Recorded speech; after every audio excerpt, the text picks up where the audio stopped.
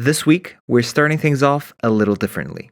To celebrate World Teacher Day, which happened last Tuesday, we invited Inês Constança to read her poem on what it is to be a teacher. After that, Inês Constança will be back for the second episode of Season 3. Take it away, Inês. Segunda-feira, dia inicial. Tenho que correr para a aula ocidental. Sala do fundo do corredor, iluminada pelo sorriso do professor. Terça-feira, novas matérias. Começo o dia a pensar nas férias. Logo se segue a aula de História. Agora, atenção é obrigatória. Quarta-feira, aula de ginástica e o meu corpo precisa de prática. Uma voz forte de incentivo diz que é importante ser ativo. Quinta-feira, dia de matemática. Uma aula extremamente enigmática. Durante a tarefa, uma mão firme me orienta, pois com ajuda a confiança aumenta. Sexta-feira, estou mesmo cansada. Entro na escola mal acordada. Mal posso esperar para acabar o dia, mas ainda há tempo para a geografia. Ensinar e educar é uma nobre missão. É muito mais do que uma profissão. Apenas reservado para um ser superior. Que incrível é ser um professor!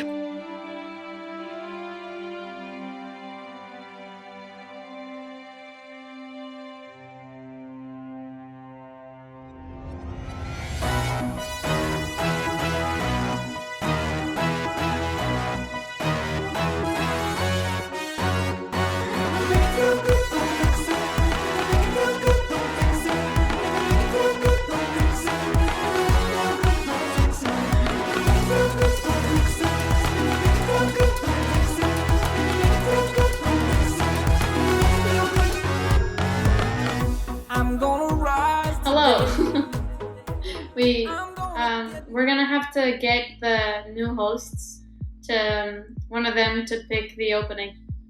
That's what we should do now. Yeah. It's on them.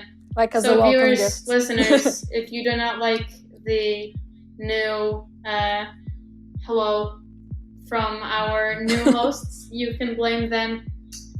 We are taking ourselves out of this equation. Very good decision. I agree. So, hello.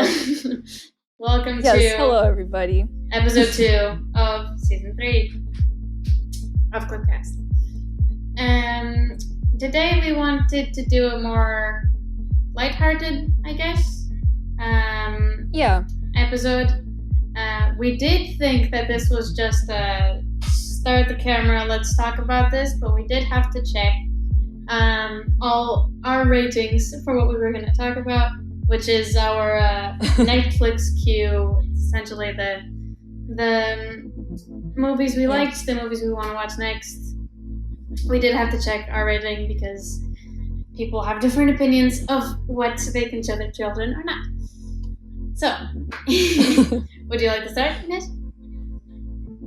Sure, that's fine. So, actually, I just finished this week yesterday, so this is quite recent in my mind. I just watched the Bohemian Rhapsody movie. Oh, how was it? I saw the Queen one.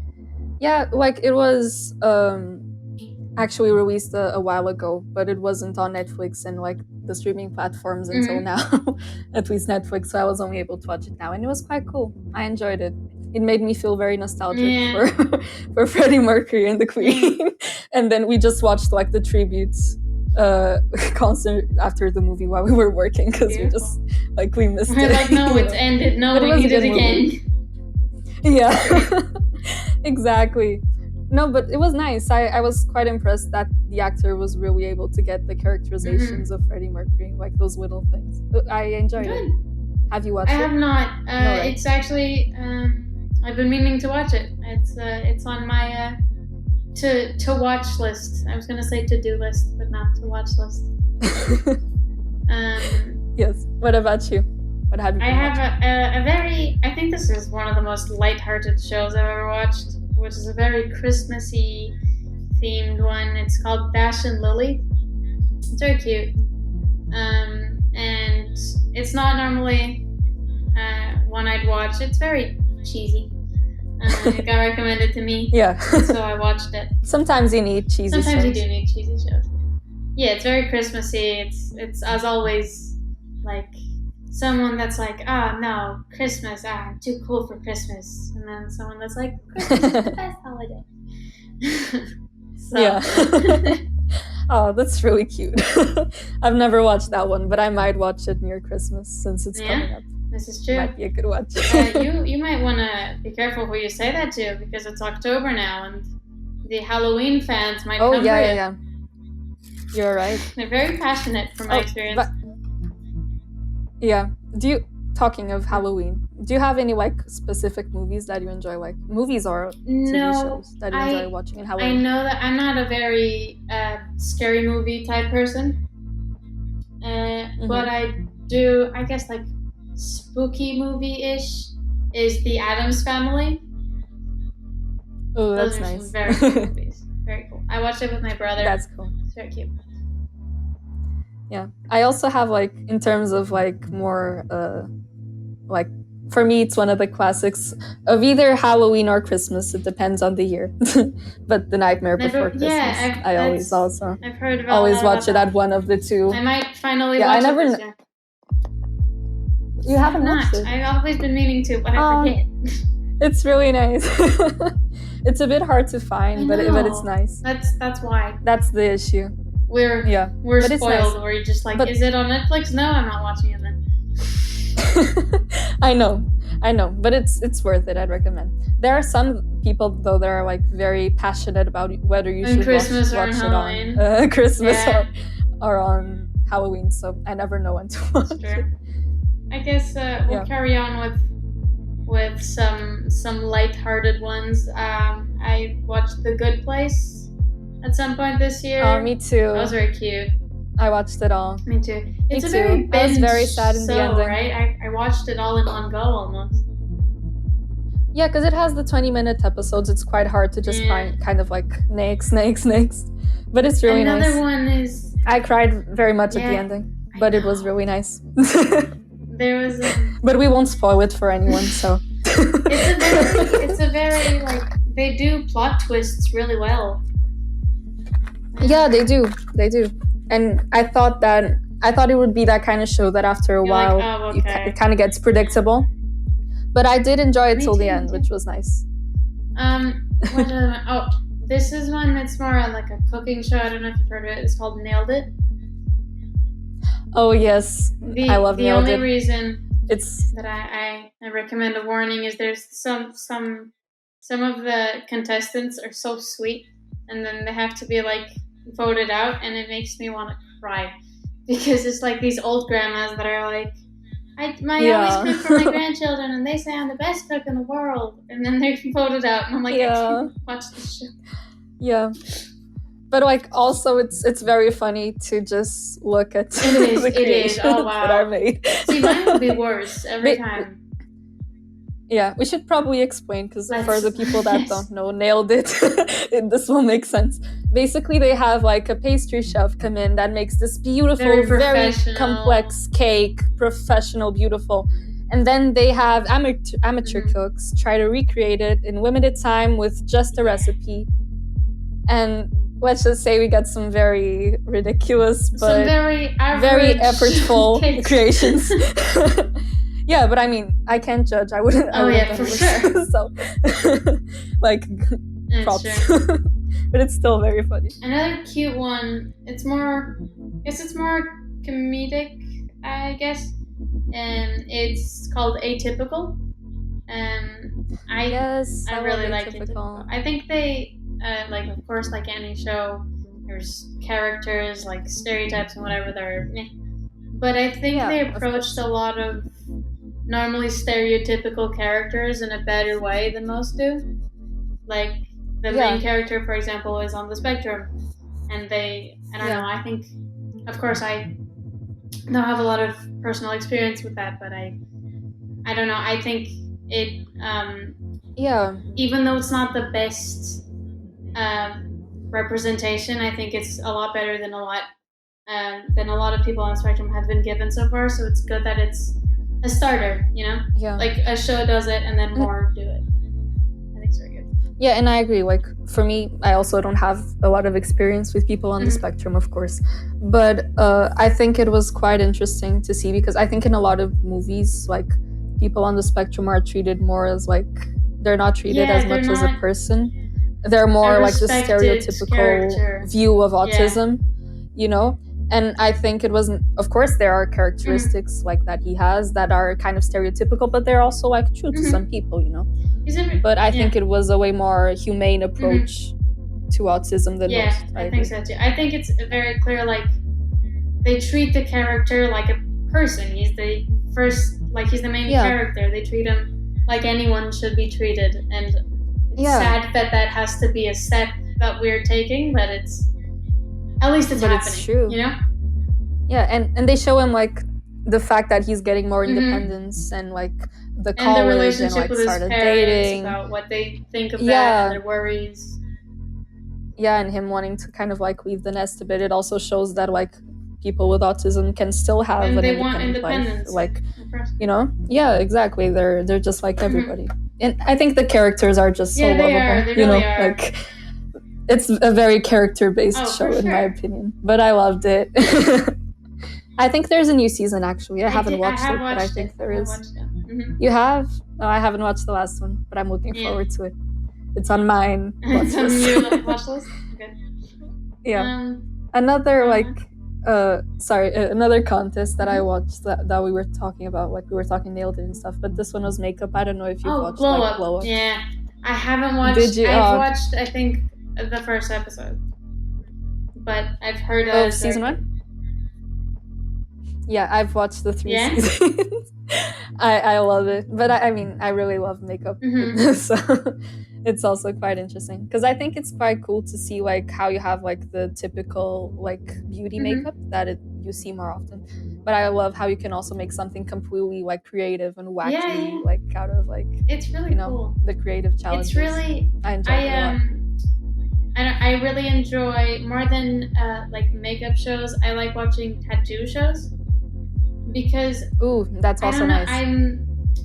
I'm always very interested in different types of art, and so to see people so passionate about this and showing you things that like maybe some people, like when they think of tattoos, they think of those like you got at a party one time and it's like a smiley face and whatever. But but it can really be like incredible art. Pieces of art, and it's really cool to look at. And with makeup, it's the same. It's really impressive, like all the details and how they managed to get all the different textures, and it's really cool to me. And I think there's there's another one on Netflix that is in my watch list, but that one's fashion. I think it's like Next in Fashion, which is, I think it's a bunch of like amateur designers. It must be cool as well.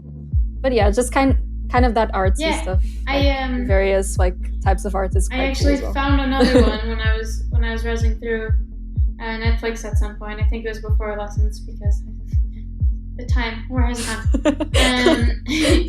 But it's in that realm, and it's called Blown Away, and it's about glass artists.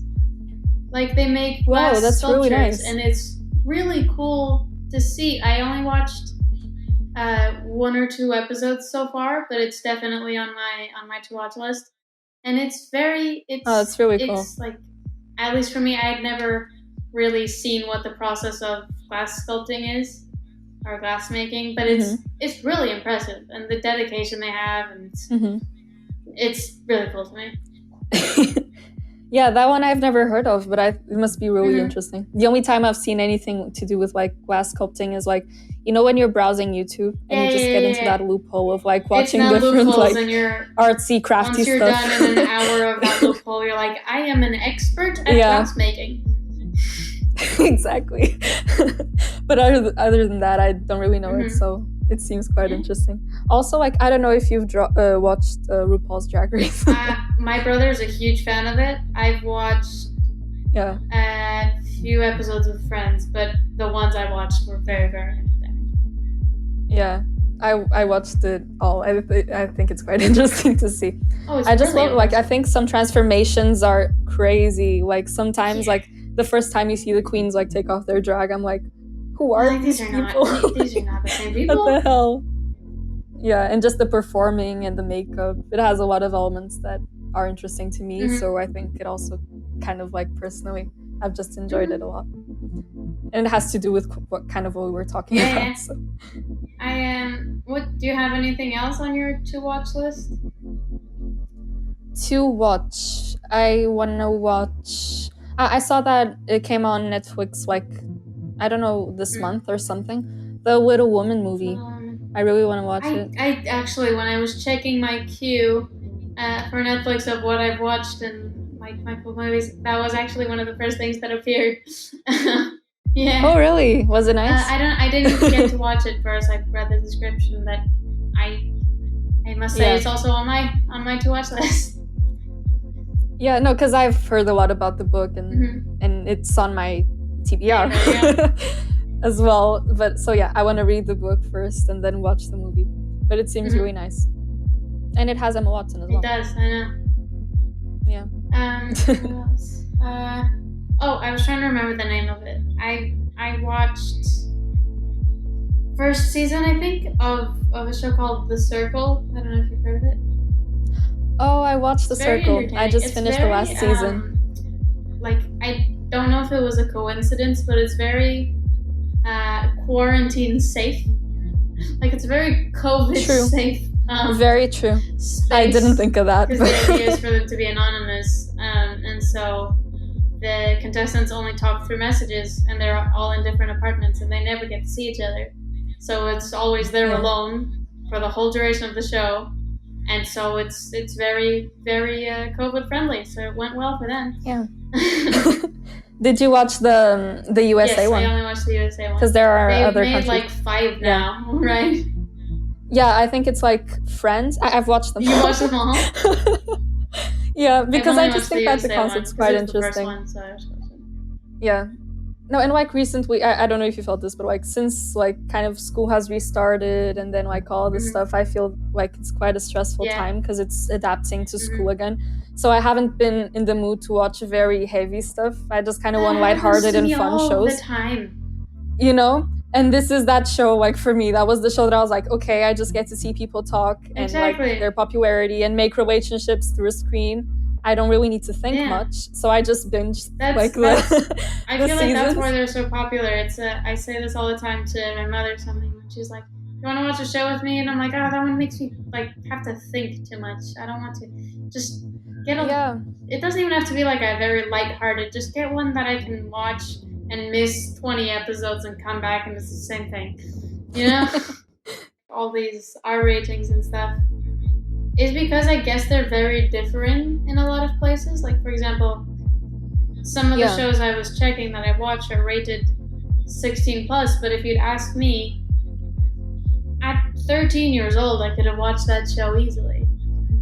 Like, I don't know, I feel like maybe depending on where they're rated and who they're rated by, they can be very conservative. Like, you know, all those movies that have like the little red dot in the corner, they're like violence. Yeah. Or like every time an episode starts, like the content warning. I think, sure, they're needed, but I don't. To some of them, I completely agree that maybe it's a very violent movie and let's not show kids this. Let's warn kids against this. I don't know, because it's not like gory, right? Like if whatever, someone gets in a car accident and all you see is the car passing by, you don't see anything. It's just insinuated. Those shows get like 16+ R ratings, and I feel like that's a bit harsh. Yeah, I feel like it'll just make teenagers especially want to watch it anyway. Even more. Like, maybe they didn't want to watch it, but now that it's like, you can't watch this, we're like, well, I want to now. Yeah, exactly. No, and I agree that, like, I think some shows, like, of course, I think content warnings need to be there, like, because, especially, like, maybe there's something you're, like, triggered by, or if you have, like, a mental health disorder, or if you've had any traumatic event in your past, or even if it's just something you don't like to watch, like someone might be very sensitive to violence. For example, if you're looking for a lighthearted show, it's good that they have those warnings. Yeah, like, you might. Yeah, exactly. You might not watch something with a lot of content warnings, so that's fine. But I also agree that some movies or TV shows or whatever are very like the guidelines sometimes, like the littlest thing can get them like a huge like age rating, and I don't think that really makes sense. I just know that, for example, like I can be watching a show, and it's a show I'd recommend. Like, it's a show I'd watch with my mother. It's a show I have watched with my mother, and I'll like recommend it to friends or something. But then if you go check the rating, it's like 17 plus or something, and you're like, there's no, for what? For what? Exactly, like a lot of the shows that we were suggesting before, a lot of, not all of them, but a lot were like 16 plus or like something like that. But I think like none of us are 16. I mean, I'm almost 16, but I'm not 16. But like, and I think that like a lot of them I've watched with my family, like you said, and like it was fine. Like even if there was one or two scenes that were a bit more cutting the edge, like most of it was fine. So I think that there also needs to I feel like it needs a gray area. I feel like exactly. Like listen to the warnings, but also like use your common sense as well. You know, don't just I don't like think there needs to be blankly such a, look at it. Like taboo list of things that you can't have on your shows, because that changes and people evolve, and it's, I don't know, a lot of things are more openly talked about now than they were in the past, and I feel I feel sometimes that our ratings are very antiquated in that sense. And I think that also, if of course it depends on age, I'm not saying for all ages, but also that I don't think anyone would say that, but also like I think if you shelter kids too much, they also become like, when they find out about it, might be overwhelming, or like they might be more curious to know about it, like even more curious about it, you know, and not have proper like talks with like their parents or whoever it is, you know. So I think it also like and of course this comes from two teenagers and not parents, and we're not telling you how to parent your children, of course, we could never, but I guess coming from the opposite side, my parents aren't very strict. We of course have rules because that's how of course, I don't know, households work, but it's a sort of thing where it's a trust relationship, right? Like, if you know we don't want you to do this because this, and this, don't do it. We trust that you won't do it. We're not going to put a GPS on your phone to check where you're going, you know? Like, exactly. I think it has to be, I think you have to give trust to get trust. I think in a lot of these areas, and it's of course not, this is my way that I was parented, and so it's the way I see the world. It's people will see it differently. Yeah, of course. But at least the way I see it, I feel like you have to experience things, or you have to try things sometimes to know that they don't work with you. For example, I know that there's like a lot of video games that are not R-rated, and they're quite as violent as a lot of TV shows. But because the TV shows are, I don't know, they can be shown in cinemas, or they're put on Netflix or something, those have to be R-rated, and they have to be looked at through this lens. But then these video games can be played by 7-year-olds who don't understand. And it doesn't, exactly. I don't know, it doesn't affect them. I'm saying it doesn't have to be that strict. I'm not saying, we should rate all the video games that have shooting in them because it's terrible. I mean, we all know that, I don't know, the idea that video games make you violent is a bit antiquated, right? Because it's, we fear new things, and so it was new, it had guns, so bad. And people got scared. But it's always happened in TV shows. So they made a system, and they made it very strict, and they were like, if this, and this is on series, this to this age can't watch it. And I feel like I feel like there should be more gray areas, I guess. Yeah, and I think also like I think there's another perspective that we could talk about, because it's not only the parents, of course, and like the children, etc. But I think it might also be like Netflix also wants to be like advertiser friendly, you know, like they also have to be careful they're the ones way that they put the like ratings. but the ratings are the content warnings and stuff. It's like I'm gonna make like a comparison here, but it's kind of like YouTube. Like you've like, I don't know if you know, but like as YouTube's gone on, there have been more and more like restrictions in what is copyrighted or like what is seen as inappropriate content. And I think Netflix also has to be careful in the content warnings they put, just so that no like legal matters like, oh, this was here and you didn't warn against it, or like this was not an appropriate show to put for this age range, or so that advertisers feel kind of like, like I don't know. Like, I don't know. You know? It's a business. That's what we're saying, right? Yeah. Like we can have our opinions on it, but end of the day, the business makes money this way, so it's gonna keep making money this way, right? Yeah. And also, like, it's not like they're making you prove that you're you don't have to 16 to watch a show, you know. Yeah. So, like, if you and your parents and everything, you're fine with it, like, then okay. I think so too. You know. I'm saying more in a like, why is it this way more than we have to change this. Yeah, exactly. It's more, why did we decide to make it this way? Why did we decide? Because I guess in the beginning it must have been more of anyone can watch anything, and they were like, no, no. Problems are starting to arise. Yeah, basically, have more gray areas because not everything's black and white in TV shows and series. I'm noticing a bunch of things. Like I guess all the viewers are. At least the people that know me know that I'm part of the media club. And the media club sort of ruined the way I watch shows now, because it'll be like, oh, that was a nice shot. Or, oh, they did that transition really well.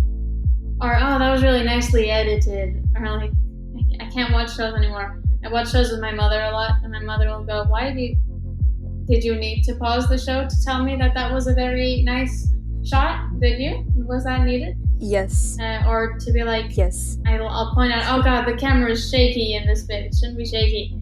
But I'm noticing. I'm noticing, like, for example, I watched a comedy special the other day, and the whole time I was like, oh, this is so cinematically well done. Yeah. No, I get that. Like, that happened to me with drama. After, like, studying the plays and studying, like, oh, this is how they made, like, through body language and through lighting and through the costumes and the setting and all that stuff. And now when I'm watching shows, sometimes I see, oh, that was so well thought out. Or, like, oh, I see, this makes so much sense with the storyline. And that was kind of what happened with Bly Manor for me.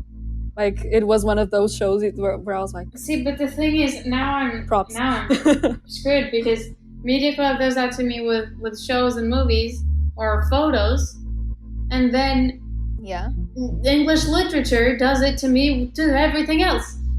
If I see a painting, I'm like, oh, the symbolism, exactly. Or like read anything, and it's like, oh, this is characterizing so and so. What's happening? English literature helped me so much for drama. Oh, I bet. Because literally the type of thinking is exactly the same. Like, sorry, my headphone fell. You know, like we were seeing this play, and it was like the character changes from being the maid, where she's kind of in the background, then she's revealed to be actually the script writer, and she's in the actual play.